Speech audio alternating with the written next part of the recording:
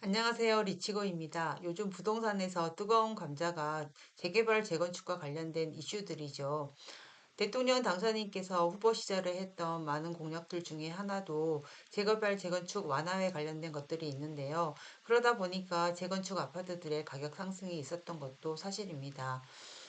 그래서 새로운 정부가 들어서게 되면 이에 대한 대책으로 아마도 조합원 지위 양도식이 강화라는 것을 내놓지 않을까 하는 뉴스들이 나오고 있습니다. 오늘은 이에 대해서 한번 알아보도록 하겠습니다. 현재 조합원 지위 양도 금지 규정은 투기 과열 지구에만 적용이 되고 있습니다. 그 이외의 지역은 비적용입니다. 재건축 같은 경우에는 조합 설립 인가일 이후부터, 재개발 같은 경우에는 관리처분 인가일 이후부터 만약에 매수를 하게 되면 청산 대상이 되는 겁니다. 그러나 예외 사항도 있는데요. 10년 보유를 하고 5년 거주를 한 경우 첫 번째, 두 번째는 조합 설립 인가일 이후부터 사업 시행 3년 동안 사업 시행 인가 신청을 하지 않는 경우 또는 사업 시행 인가 신청은 했는데 3년 동안 착공을 하지 않는 경우 또는 착공은 했지만 3년 동안 준공을 하지 않은 경우에도 되겠습니다. 이것은 두 번째가 되겠고요.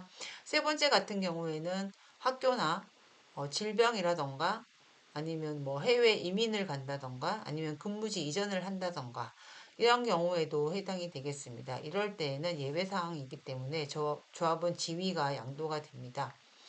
그리고 2021년 6월 9일에 국토부와 서울시 발표가 있었는데요. 조합원 지위 양도 기간을 앞당기겠다는 것이 골자였습니다. 즉 재건축은 안전진단 통과, 재개발은 정비구역 지정 요 시기 이후에 만약에 매수를 하게 되면 청산 대상이 되는 거겠죠.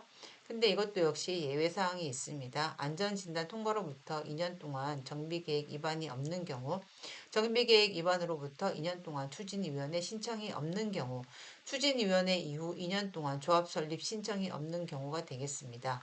단, 토지거래 허가구역에서는 예외 적용이 되지가 않습니다.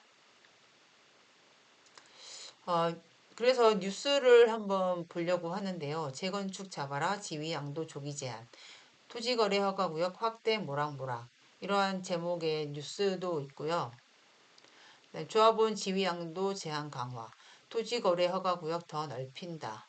이거는 하우징 헤럴드 기사인데요.